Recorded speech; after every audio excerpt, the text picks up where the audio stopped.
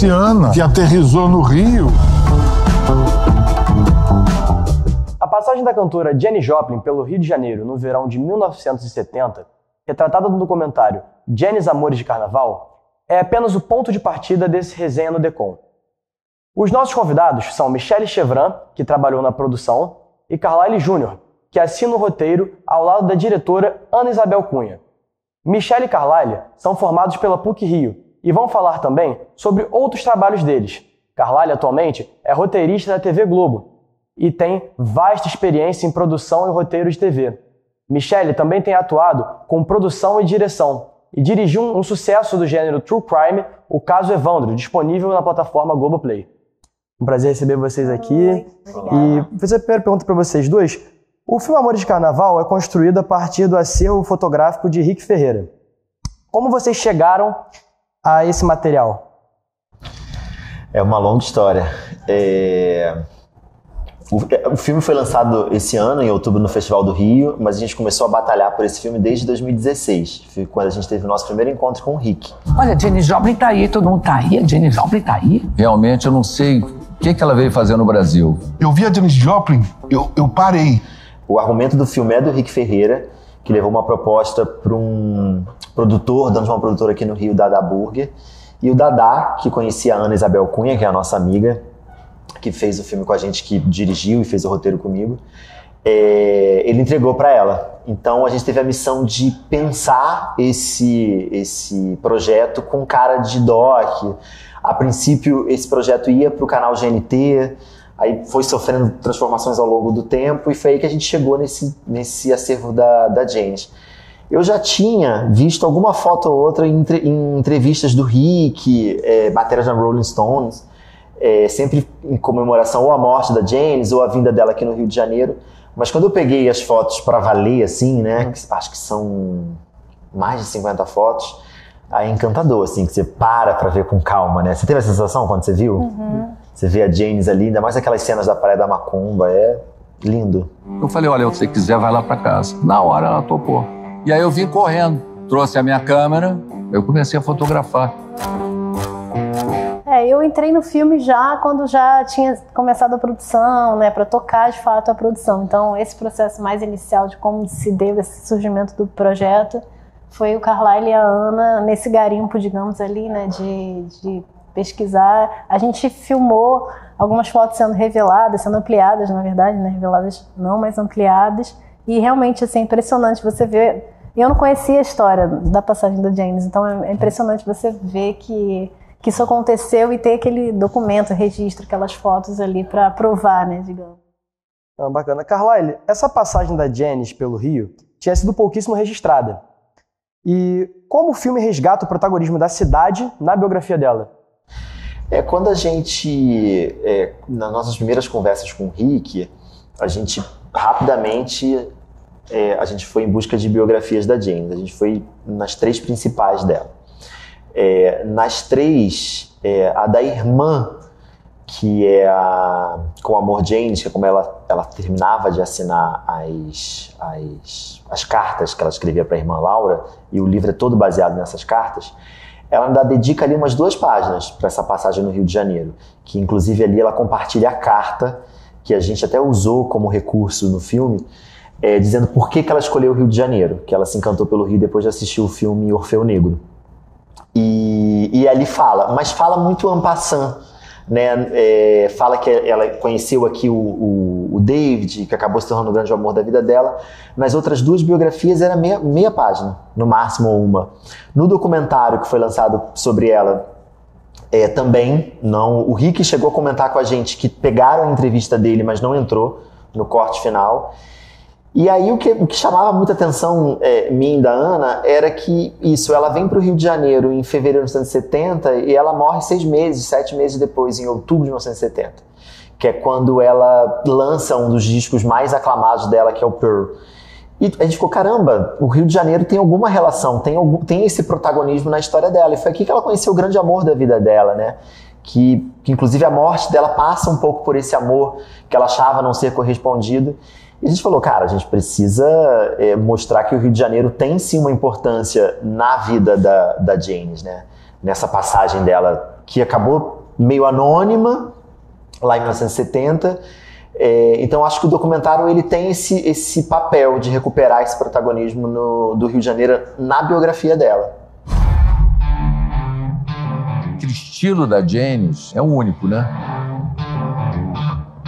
Chocava as pessoas. Onde entrava aquele arco-íris ambulante. Maneira de ser verdadeira sem medo de se expor. Senhoras e senhores, a maior cantora de todos os tempos, Janis Joplin, está na casa.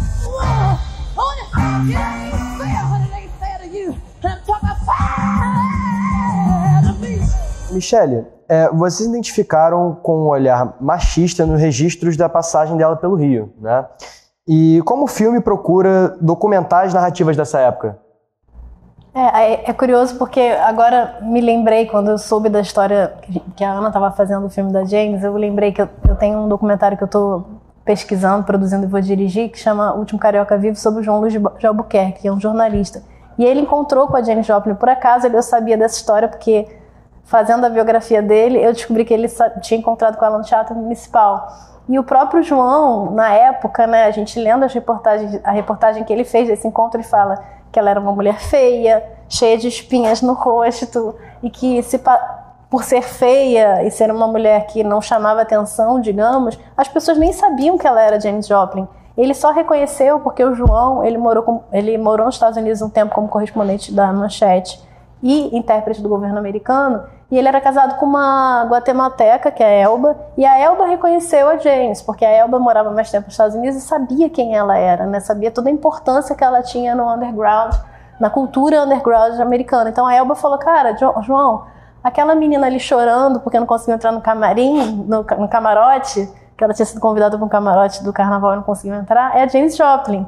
E o João vai até ela, e ele falava inglês muito bem, então ele conversa com ela, e aí ele fala, não, ela era uma mulher feia, enfim, ele tem uma visão, né, dessa coisa dela não ser uma mulher bonita, de não ser uma mulher da época, do jornalismo da época. Acho que o filme nem pega muito, nem foca tanto nisso, né? Na verdade, a imprensa, né, a grande imprensa em 1970, as redações eram tomadas por homens, né? Então, os registros que a gente teve através da Manchete, de jornais, era muito desse lugar de colocar a Janis num lugar meio pitoresco, né? As pessoas não tinham, ou pelo menos não documentavam nessas reportagens, o tamanho daquela estrela. Ela já era Janis Joplin, ela já era considerada uma superstar. E isso não era tratado, era sempre no ponto de vista da imagem, da figura dela. Então era isso, ela era feia, ela tinha espinha na cara, ela era esquisita. Ela usou um negócio de pluma na cabeça no carnaval, ela não se depilava. Exatamente, as matérias iam nisso. Topless, né, que é uma coisa... Tipo, total, em vez das matérias falar assim, pô, o Brasil recebe uma superstar, a rainha do rock, estrela de Woodstock. Não tinha isso. Né? Era sempre desse ponto de vista de uma mulher esquisita que desembarcou no Carnaval do Rio de Janeiro como uma marciana, como um dos nossos entrevistados falam.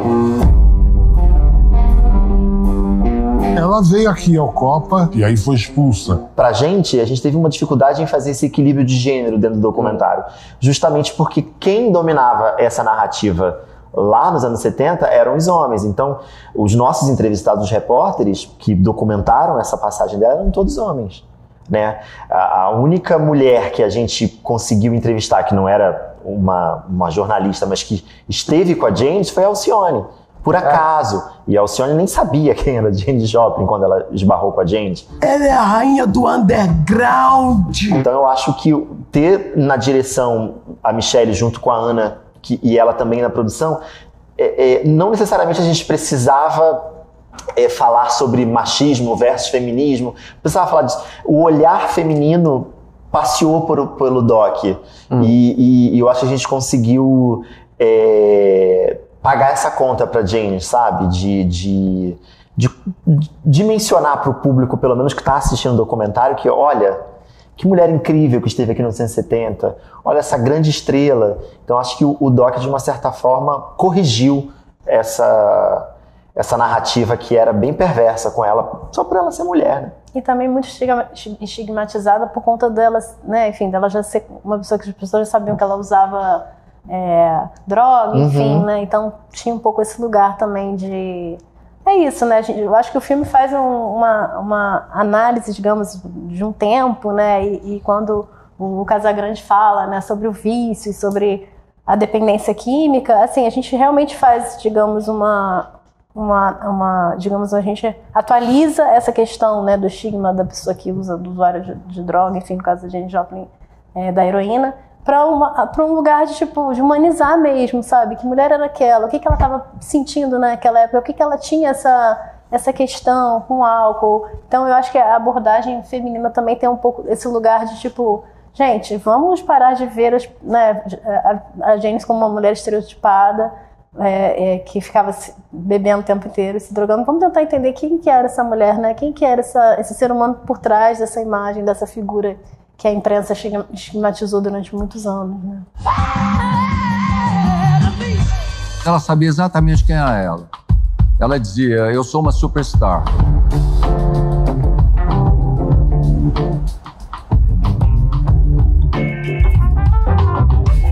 Bom, Michele, e quais foram as maiores dificuldades para a produção do filme? As maiores dificuldades, eu diria que eu acho que principalmente achar as pessoas, assim, algumas entrevistadas, a gente queria a Ângela Rorô e a gente ligava para ela, mandava e-mail. A Baby do Brasil, eu falei com o assessor não, é outra assessora, não, eu falei com o filho.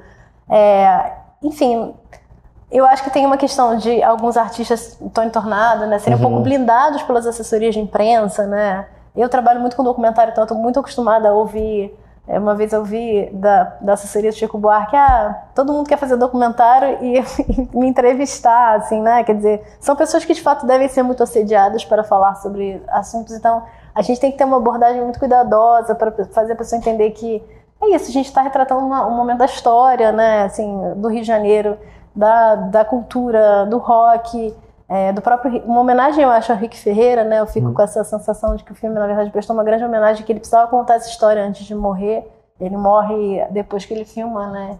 Então, assim, essa coisa de achar os personagens e convencer, assim, né? Não é convencer, né? É fazer as pessoas entenderem que, de fato, o depoimento delas é importante. Eu acho que tinha muito lugar, tipo, eu só encontrei com ela uma noite, assim, não sei o que falar. A própria Alcione, né? Mas foi tão breve, né? Esse encontro, foi tão repentino, então...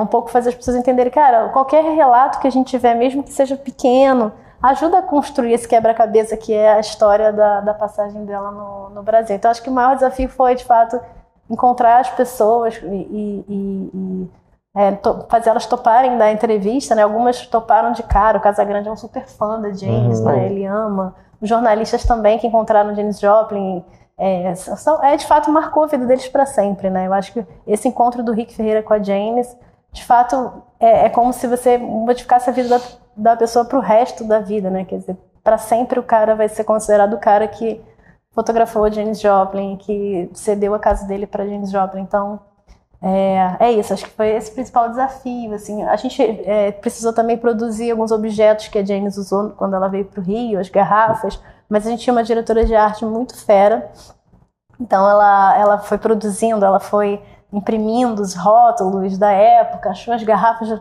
a gente olhava fotos, né, da época, o Fogo Paulista, que era uma cachaça de ervas, né, uma bebida de ervas que a Janis bebia muito, enfim, coisas... Licor de ovos. Licor de ovos. Então foi muito legal, assim, fazer essa reconstituição, digamos, histórica, as roupas da Janis, o óculos, né? Isso foi um desafio, mas eu acho que ela tirou de letra, assim. Acho que o pior foi a questão realmente dos entrevistados, a gente, de fato, achar as pessoas. Agora, quem trabalha com material de arquivo, muitas vezes acaba se deparando com lacunas, né? Com perguntas que não podem ser respondidas por quem produziu essas imagens mesmo. E como foi nesse caso em que o autor pode contar diretamente o contexto da produção daquele material? Olha, pegando um pouco um gancho da resposta da Michele, da questão da dificuldade, e arrematando com essa pergunta, a gente... Porque é isso, né? A gente precisava, além de dar conta da história da Janis no Rio de Janeiro, a gente precisava dar conta também do Rio de Janeiro 1970, né? O contexto político, social, e aí a gente começa a esbarrar nessas lacunas aí.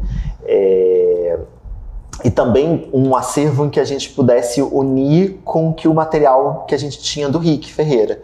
Porque a gente tinha um material do Rick, o próprio Rick no documentário fala que ele às vezes se pergunta por que ele não fotografou no dia que ela resolveu cantar no Inferninho em Copacabana, né? Então, os registros do Rick, que são super ricos, mas ele pegou ali 2 momentos dela, né? Que é essa viagem para a Praia da Macumba e quando quando ele descobre que ela não tá mais no Copacabana Palace, que ela supostamente foi expulsa por ter nadado sem a parte de cima do biquíni, e ele vai encontrar com ela lá.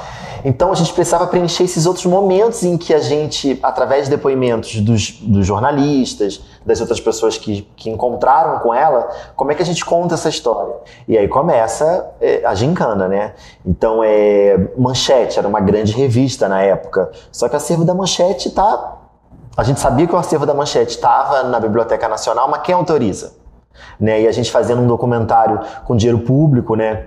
Ancine, fundo setorial, a gente precisa dar conta de absolutamente tudo. Então é aquilo, né?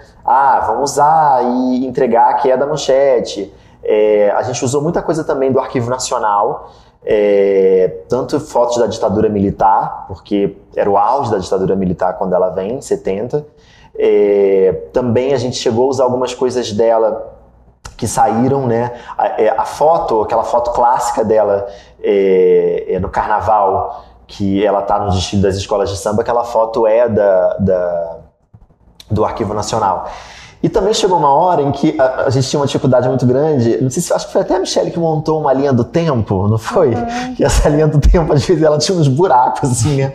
Porque é muito doido, a gente nunca, como ela veio de avião, a gente não conseguiu ter acesso à chegada dela ao Brasil. Se ela tivesse vindo de navio, a gente teria, o Arquivo Nacional tem entrada e saída de estrangeiros arquivado isso. De avião, não. E ela veio sem nenhum staff, ela veio como se fosse de fato uma turista, então isso não foi registrado oficialmente, essa vinda dela. Então a gente não sabe, na verdade, exatamente quanto tempo ela ficou aqui. Porque depois ela seguiu para Bahia, né, para Arembepe, e era aquilo, né, tem uns gaps nessa história que é muito interessante. Então assim, quando ela chora e o João encontra com ela, onde estava o Rick? Sabe, que o Rick não lembrava disso, não lembrava de ver essa história, mas o Rick estava lá. E o Rick conta que ela tentou tacar uma garrafa de champanhe no camarote. O Rick não estava na hora que ela foi assistir o próprio o Kupfer, né, que era repórter da Manchete. Ele fala, ninguém sabe como é que ela apareceu no camarote da Manchete. Ela brotou no camarote da Manchete, lá. No desfile das escolas de samba. No desfile das escolas de samba. Vargas, não era na Sapucaí. Exatamente. E aí a gente precisava dar conta dessas lacunas, mas chegou uma hora que a gente falou assim, cara, vamos deixar na memória das pessoas e a gente não vai conseguir entregar tudo. E cada vez mais que a gente ia avançando na história, iam surgindo outras histórias, como uma briga na praia do Leblon. Um dia desses mesmo, um colega meu, roteirista, falou assim, eu fui vizinho de uma moça que tomou ácido com a James na praia de Ipanema, pena que ela morreu. Então assim, as pessoas vinham... A história do Serguei, né? Teve um romance com o Serguei. Exatamente. Tem pessoas que juram que ela teve um relacionamento, sei lá, sexual, uma relação sexual com o Serguei. Tem gente que fala, não, nossa, nada a ver, né? Então... O Serguei, a morte do Serguei foi bem difícil pra gente também. Porque o Serguei, ele tinha muita memória dessa passagem da Janis. Ele era o cara, além do Rick, que de fato sabia quem era Janis Joplin quando ela baixou aqui em 70. E o Serguei daria conta, tanto que a biografia do Serguei tem muitas outras histórias, o tal show que ela faria na Praça Nossa Senhora da Paz, e por que ela não fez esse show. Só que a gente não tinha quem confirmasse, né? Uma coisa que Ana e eu, no processo de pesquisa, a gente sempre tentava confirmar com pelo menos 2 fontes. Se uma segunda pessoa não confirmasse, a gente não entrava com a história. Então muita coisa ficou de fora justamente porque a gente não conseguia dar conta, né? Também pelo tempo e também por, como a Michelle falou, da dificuldade dos entrevistados. Não entrou a história com a Ângela Rorô, não entrou a história com o Tony Tornado, não entrou a história com o Nelson Mota, que foram entrevistados que não puderam, alguns também não quiseram participar do documentário. Mas é um desafio, né, quando a gente faz documentário, reconstruir uma época. a gente acaba caindo uns buracos assim que não dá pra voltar não, deixa lá o buraco e que fique na imaginação do público, porque não dá pra gente dar conta de tudo. Não, interessante. E, Carlyle, o que determinou as escolhas dos roteiros desse filme? Se diz em relação a escolha dos roteiros, que você utilizou, a linguagem que você utilizou. Ah, tá. Foi o seguinte, como eu falei lá no início, esse documentário da Janis Joplin foi sofrendo alteração de 2016 até... A gente filmou no ano passado, né? Passado, 2023. 2023, né? Até ali ele foi sofrendo, porque num primeiro momento a gente tinha um briefing que era para o canal GNT. Então ele tinha uma outra... a gente contaria essa história, mas sob uma perspectiva do olhar de amores livres, por ela ser essa mulher que defendia essa bandeira, feminismo, né? A gente carregaria mais essas tintas. Só que aí veio aquela crise dos canais de TV a cabo, o GNT desistiu do projeto, e aí a Ana, que foi muito guerreira de pegar e colocar o projeto debaixo do braço, e, tem uma colega nossa aqui da PUC, é importante falar. Então, uma colega nossa chamada Ana Lu, ela era produtora executiva da produtora do Dada Burg, que foi quem o Rick procurou para contar essa história. A Ana Lu, maior coincidência, era minha amiga da época de faculdade, eu era amigo da Ana, juntamos os três e fomos defender o projeto. O Dada acabou morrendo, a produtora fechando, e a Ana Lu foi trabalhar na produtora que foi quem acabou fazendo o filme, que é a Santa Rita Filmes. E a Ana Lu levou o projeto debaixo do braço, e junto com a Ana, elas iam vendendo nessas feiras de projetos de audiovisual, e a gente conseguiu a primeira janela, que foi o Arte 1 da Band. Então aí a gente definiu ali, tinha que ter, o primeiro corte é o tempo, né? A gente tinha ali 70 minutos, né? 1h10.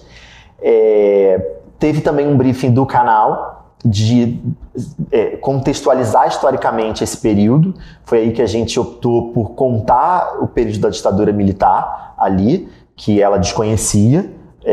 Esse período, a Janis não conhecia o momento político do Brasil na época, mas ela sofreu com isso. Tanto que ela quase foi presa por estar de topless na praia da Macumba. Então a gente foi indo por esses caminhos e construindo esse roteiro. E também o roteiro foi muito vivo, porque documentário, por mais que a gente prepare um pré-roteiro, né, para gravar, ele na verdade ele se realiza na montagem, né? Então, porque é quando você tem o que de fato os caras falaram. Né? Então a gente tem uma ideia mais ou menos do que a gente pode entrevistar, o que eles vão trazer, mas às vezes eles trazem coisas surpreendentes. E ali na montagem a gente define o caminho, assim. E Michele, ao mergulhar no acervo e nas entrevistas, o que foi mais revelador sobre essa passagem da Janis pelo Rio de Janeiro? O que foi mais revelador? Eu acho que pra mim, assim, quando eu me deparei com a história e comecei a pesquisar, eu só conhecia a versão do João Luiz, que ela tinha sido barrada no baile, no camarote, foi o fato dela ter sido convidada a se retirar do Copacabana Palace, que, enfim, é um hotel que recebia e ainda recebe hoje em dia, mas nessa época recebia muitos artistas internacionais, diretores de cinema, Frank Sinatra, todo mundo que vinha fazer um show no Brasil, tocar no Brasil, ficava no Rio de Janeiro, né, ficava hospedado no Copacabana Palace, que para mim era um hotel que, de certa maneira, de vanguarda, por receber tantos artistas, tantas pessoas da cultura, teria uma postura um pouco mais progressista no meu olhar. Mesmo nos anos 70, claro, a gente está falando de uma outra época, né? Mas, então me assustou um pouco saber disso, assim, que podiam ter falado, olha, aqui não pode fazer topless, né, se você puder. Mas não, ela foi convidada a se retirar, botar nas malas, né, ela para fora com as malinhas dela. Então isso foi uma coisa que me surpreendeu, e hoje em dia até é interessante, porque o documentário retrata isso. Eles fazem uma meia-culpa, e eles colocaram recentemente, no ano passado, quando fez 100 anos, não foi? O hotel fez 100 anos de existência, eles colocaram uma foto da Janis Joplin na parede. Ela não estava no hall da fama do hotel, ela entrou no ano passado. Então, de certa maneira, o Copacabana Palace fez um pouco essa meia-culpa, e na verdade para eles é muito bom que ela tenha estado lá, né? E na época, talvez o gerente ou a pessoa que era responsável lá pelo hotel, tem avaliado que não era uma boa hóspede, mas enfim, isso é uma coisa que me surpreendeu na história, assim. Eu acho que também o fato dela não ser conhecida no Brasil, é claro, a gente está falando de uma área para a internet, né? A gente não tinha, as comunicações não eram tão né? O mundo não estava tão conectado quanto hoje, então, assim, de fato, para as pessoas conhecerem, né, a Janis Joplin, ela teria que fazer muito sucesso, assim como na época os Beatles estouraram, né, e aí viajam pelo mundo, seus discos e tal, mas não era uma artista conhecida, né, e perto dela morrer, ela não era conhecida, na verdade, ela se tornou mais célebre no Brasil após a morte, né, quando de fato as pessoas passam a entender a importância da Janis Joplin, né, no cenário musical, no cenário internacional. E Carlyle, você já assinou o roteiro de 2 documentários, né? Como o streaming tem ajudado a popularizar esse tipo de produção? O que eu acho que, pelo menos uma percepção minha, assim, é de que com o avanço, né, com a chegada do streaming, as pessoas têm se aproximado mais do gênero documentário, né? Eu, pelo menos criança, adolescente, eu não tenho memória de assistir documentário em TV aberta, por exemplo. Hoje em dia, você tem a Globo, por exemplo, né, ela exibe documentário no horário nobre, né, e produz muita coisa. Então, eu acho que isso possibilitou a gente de produzir mais documentário, aproximar também o público do gênero documentário, porque antes você tinha uma ideia de documentário era uma coisa cult, uma coisa muito erudita. Então, eram aqueles canais mais dedicados, né, ao documentário, né, como ainda existe o Arte 1, o Curtas, o GNT, acho que é Globo News que tinha uma faixa, mas também TV fechada. TV aberta não entrava. Cinema era aquela coisa tipo Grupo Estação, 3 da tarde numa segunda-feira, passava documentário, né? Então acho que o streaming, não, além de popularizar e aproximar o público do gênero documentário, também permitiu que, dá para contar uma história de uma Xuxa, por exemplo, ou de um caso Evandro, ou de um caso Robin, como é recente, ou contar histórias de pessoas comuns, como um documentário que eu fiz na Globo em 2021, que foi o Falas de Orgulho, para contar histórias de pessoas da sigla LGBTQIA+. E eu não estou sozinha mesmo. Eu encontrei um grande amor há 26 anos. E é isso que importa, sabe? São os laços. Especial Falas de Orgulho. Orgulho de ser quer ser. Então, acho que isso também, para nós profissionais, né, também permitiu que a gente pudesse passear por outros campos, né, fora do que a TV, né, os grandes meios só nos proporcionavam como profissionais para fazer. E o que eu acho legal, você é formado em cinema ou jornalismo? Jornalismo. O que eu acho legal do gênero documentário é que ele é um meio do caminho, né, ali entre o jornalismo, né, que você tem, você usa as ferramentas da reportagem, da apuração para levantar aquelas histórias, mas você também tem a liberdade de usar uma linguagem e uma narrativa de entretenimento, né, sem ser aquela coisa um pouco mais careta, mais dura do jornalismo. Então eu curto muito documentário justamente por causa disso, porque eu tô ali nessas duas áreas fazendo uma parada bem legal, porque infelizmente em TV aberta, né, em televisão, as coisas são muito passageiras, né? O jornal que foi exibido ontem, ninguém lembra hoje. Ou o programa de televisão que foi feito no domingo, o próximo domingo tá aí, ninguém lembra. E o documentário, ele tem esse lugar um pouco de obra, né? Fechadinha, que você pode assistir depois, que você pode indicar para alguém, você pode assistir depois de alguns anos e ver, poxa, isso eu acho muito legal também, que permite para nós também, profissionais de comunicação, quase como um escritor que escreve um livro, né, que tem um livro dele ali guardadinho, para nós, quando a gente faz documentário, tem esse lugar um pouco de obra. Não sei se você tem essa sensação. Muito, com certeza. O cinema nasceu como documentário, né? Os primeiros filmes que foram lançados eram registros documentários, A Saída da Fábrica, O Trem, dos irmãos Lumière. Então, eu acho que o documentário sempre esteve na vanguarda do cinema. E se você estuda a história do documentário, você tem aí as correntes, né, do documentário observacional, documentário experimental. É um lugar onde se experimenta muito, né? Se cria muito, se inova muito. Então, para mim, o documentário tem de fato esse lugar, assim, do lugar do estudo do cinema. A ficção, para mim, é engessada, porque você filma aquilo que você vai, aquela história que você vai contar, mas não tem muita, obviamente, né, não posso falar que não existem gênios produzindo ficção e filmes que são de fato obras-primas e que ali experimentam linguagem e inovam, mas para mim o lugar da experimentação é muito o documentário, então é o que me fascina é por isso que eu trabalho com documentário, né? Eu recentemente fiz o filme de uma diretora que eu gosto muito, a Maria Augusta Ramos, chama Infância, que a gente está produzindo ainda, e é uma diretora, por exemplo, que filma de um jeito muito específico. Ela gosta de trabalhar com uma grande angular, sempre planos muito parados. Ela tem um documentário chamado Justiça, que ela analisa a justiça brasileira, que é muito bom e que tem assim, planos que ela, né, você quase não vê entrevista, né? São aqueles planos longos, assim, aqueles travelings. Então, assim, ela desenvolveu de fato uma linguagem, um modo de fazer cinema. Então, é um exemplo de vários, poderia citar João Moreira Salles, enfim, vários cineastas brasileiros que estão ali criando linguagem e fazendo o cinema evoluir nesse lugar, sabe?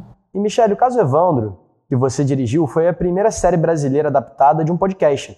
E ela trata de um caso de grande repercussão nos anos 90, em que uma criança foi assassinada no Paraná. Mais de 30 pessoas foram entrevistadas para a série. Finalmente foi desvendado o mistério da morte do menino Evandro. Não sei nem por onde começar. Não houve prisão, houve sequestro. E como você acredita que esse trabalho ajudou a restaurar a dignidade das pessoas condenadas injustamente?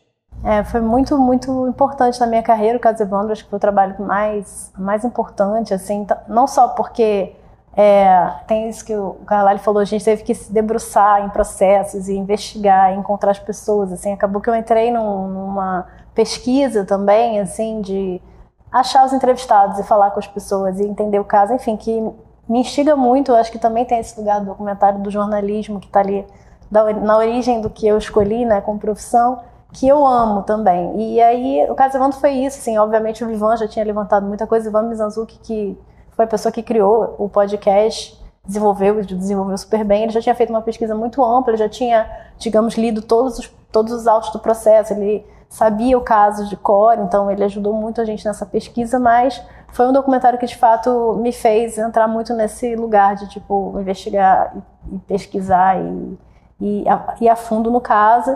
E melhor ainda quando você produz algo, e isso eu acho que é uma coisa que me motiva, né? Acho que o que mais me motiva a fazer documentários é saber que a gente pode gerar um desdobramento na sociedade, né? Hoje em dia se discute muito conteúdo de impacto, documentários de impacto, que é você construir um conteúdo que você vai, isso, né? De dar no mínimo fazer as pessoas pensarem sobre o que é, né, a sociedade, enfim. A gente leu um comentário no Twitter na época que lançamos a série, que dizia assim, o caso Evandro é um suco de Brasil, e de fato você consegue ver muitos elementos ali da cultura e da sociedade. Então, o que me dá muito orgulho foi que realmente o caso foi reaberto, né? Aquelas pessoas que haviam sido condenadas foram julgadas novamente, foram absolvidas, enfim, rolou um perdão do governo do estado do Paraná, e hoje em dia eles estão sendo, agora passando por um processo de indenização. Então, assim, eu acho que mais do que mostrar para as pessoas que uma justiça foi feita, que a série faz isso, eu acho que realmente fazer essas vidas, obviamente tem pessoas que morreram, que ficaram pelo caminho, que a gente não pode, digamos, recompensar, porque, né, a sociedade, enfim, não pôde recompensá-las por tudo que elas passaram, mas de fato saber que algumas dessas pessoas que passaram por tudo aquilo hoje em dia estão tendo uma reparação, é o que me dá muito orgulho em relação a essa série, assim, ter trabalhado, ter produzido essa série. Espero que eu possa, enfim, continuar possibilitando mudanças e, enfim, transformações positivas na sociedade com o meu trabalho, né? Meu marido nunca soube, meus filhos nunca souberam, mas um dia eu tenho que contar. Carlyle, o que você pode adiantar sobre o seu próximo trabalho, a segunda temporada da série Tributos, da TV Globo? A Globo agora em 2025 completa 60 anos. E aí eles encomendaram uma segunda temporada desse tributo, que na primeira fez documentários da Fernanda Montenegro, Boni, Léa Garcia, enfim, sempre esses grandes nomes que fizeram a história da emissora. E aí, para 2025, eles encomendaram mais 8 a princípio, que é Glória Menezes, Francisco Cuoco, Suzana Vieira, Valcir Carrasco, Neuza Borges, Tony Tornado, Renata Aragão, e eu vou esquecer algum outro. É bem legal esse... É como a Michelle falou, né? Eu acho que quando a gente se debruça num material que vai virar um documentário, a gente consegue ter um pouco mais de tempo de entender o significado daquele conteúdo e de que forma aquele conteúdo vai impactar quem vai assistir, né? Então, quando a gente pensa hoje, ainda mais hoje que a gente tem uma pulverização da comunicação através do streaming, internet e tal, eu acho que esses documentários, de uma certa forma, colocam um pouco para uma nova geração qual o lugar que a televisão ocupou, que ainda ocupa, mas durante muito tempo ocupou na vida dos brasileiros, né? Através dessas pessoas que estavam no vídeo. Então isso para mim eu achei muito interessante, assim, descobrir coisas da Glória Menezes, por exemplo, né, que eu cresci vendo na televisão, através das novelas, com a minha mãe citando o casal Glória e Tarcísio, e ter a oportunidade de conversar com a Glória Menezes e entender que... E ela falou uma coisa que eu achei muito interessante, ela está com 89, na verdade ela fez 90 agora, que ela falou assim... Quando a televisão chegou, era como era o TikTok hoje. A televisão era uma nova tecnologia. A gente fazia teatro. A gente tinha medo de ir fazer televisão, porque era uma parada, era uma aventura. O que era aquilo? Como assim a gente faz um teatro para 60, 100, 200 pessoas no máximo? Vai falar para milhões de pessoas? Que história é essa? Então a gente tem uma ideia de televisão, uma coisa velha, né? Mas pensar para essa galera que quem puxou o bonde da televisão, fala assim, caramba, era uma novidade para eles também, né? Então, eu acho que o tributo, especificamente nessa segunda temporada, está muito nesse lugar, assim, de colocar para o público, olha o lugar que a televisão ocupou na vida de muita gente durante muito tempo.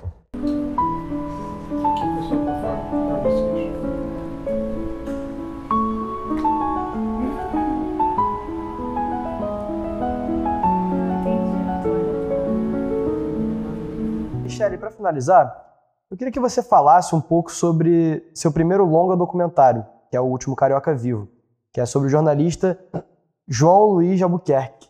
Esse jornalista que eu mencionei, que participa do filme da Janis Joplin, aliás, arrancou gargalhadas do público, né? Porque ele é engraçado, ele tem uma personalidade divertida, assim, falando sobre machismo, né? Apesar de ser um homem que...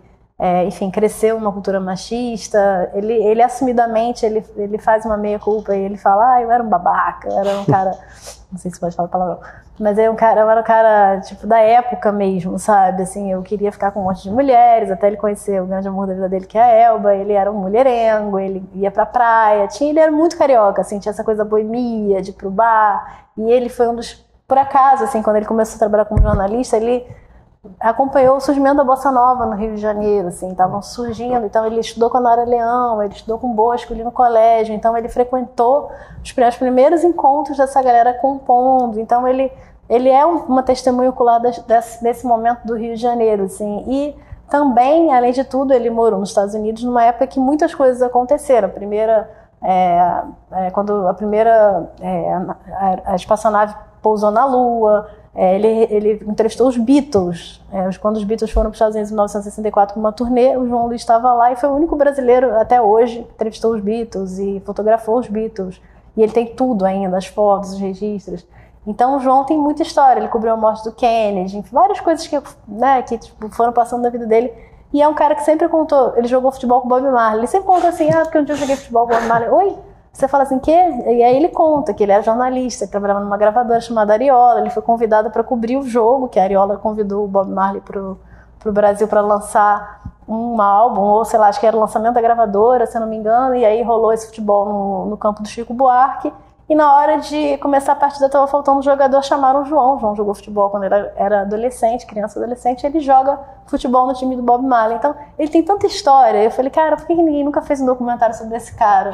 E aí, um dia eu falei, João, vamos fazer um documentário? Ele, não, por quê? E aí eu falei, cara, suas histórias são muito boas. E aí eu comecei a garimpar na casa dele. As reportagens dele, tem muita coisa na TV, na revista Manchete, ele ficou anos na Manchete. Fotos, enfim, então, de fato, já desenvolvi esse projeto, ganhei o edital da Rio Filme, fiz o desenvolvimento do projeto, então o roteiro está pronto, e agora estou em fase de captação para produzir, de fato, para filmar a história do João, que é um filme, é uma biografia sobre ele, assim, ele é o protagonista, e vai ser um filme em primeira pessoa, ele vai contar as histórias dele, porque ele realmente é um cara divertido, assim, eu acho que vai render muito bem. Ele é tão contador de histórias que a gente entrevistou ele no documentário da James, né, como a Michelle falou. E ele me mostrou uma foto, porque eu me chamo Carlyle por causa do meu pai. O meu pai se chama Carlyle por causa de um jogador do Fluminense. O João foi amigo desse jogador e ele me mostrou uma foto do Carlyle original, o Carlyle primeiro, né? Carlyle primeiro. E aí eu peguei e mandei pra minha mãe ficou super emocionada, porque a gente cresceu ouvindo essa história. Tipo, tinha um jogador do Fluminense, ele tinha um problema na orelha. E o João me contando as histórias, ele era namorador. E assim, é isso, esse cara é encantador. E o que eu achei muito legal nele, que eu até tive a oportunidade de falar isso pra ele, é que ele é aquele jornalista clássico das antigas que ele te leva para o lugar que ele está descrevendo. Ele tem essa capacidade. Então, no nosso filme da Janice, ele leva a gente para dentro daquela cena. A gente está junto com ele ali, vendo a Janice chorando, né? E até sentindo o mau gosto na palavra dele do licor de ovos. Ele tem essa capacidade de descrever, que é uma coisa que a gente veio perdendo no jornalismo. Isso eu achei muito encantador nele. Ele te leva de volta pro lugar. Porque também ele começou na época do New Journalism, e ele pegou o movimento do New Journalism nos Estados Unidos, então ele, de fato, começou a entender que, né, essa fronteira entre o cronista e o jornalista, né, ela é muito tênue nesse movimento. Então ele fala, cara, por que eu não posso escrever uma crônica? Né? Por que a minha reportagem... Não... Tem uma reportagem maravilhosa dele, que é na posse do Figueiredo, do presidente, ditador Figueiredo, e que ele falou que ele não podia fazer uma cobertura falando de política, porque na época era contexto da ditadura, podia ser censurado, então ele cobre a festa de posse do Figueiredo de uma maneira muito divertida, que ele fala que os convidados atacaram os camarões, não sobrou camarão sobre camarão, assim, as pessoas se acotovelando para comer, enfim, ele dá uma outra abordagem, porque ele não podia falar coisas mais sérias, e a reportagem é maravilhosa. Você lê, você ri, assim, do que está acontecendo. Enfim, então tem essa coisa muito descritiva, que é o jornalista que te coloca do lado dele, na situação, no lugar, no fato jornalístico, e você está ali sentado do lado dele vendo as coisas acontecerem. É muito visual, né? E isso é uma coisa que eu amo na obra do João. Eu acho que ele realmente, de fato, é um gênio do jornalismo, e por isso eu acho que o documentário também tem essa relevância, sabe? Mostrar esse tipo de jornalismo que eu acho que hoje em dia está muito... infelizmente, muito distante. Pô, que bacana, ansioso para ver. E primeiro agradecer vocês pelo bate-papo, foi ótimo. E muita informação, muita história contada. E é isso, muito obrigado, gente. Obrigado a vocês. Obrigada.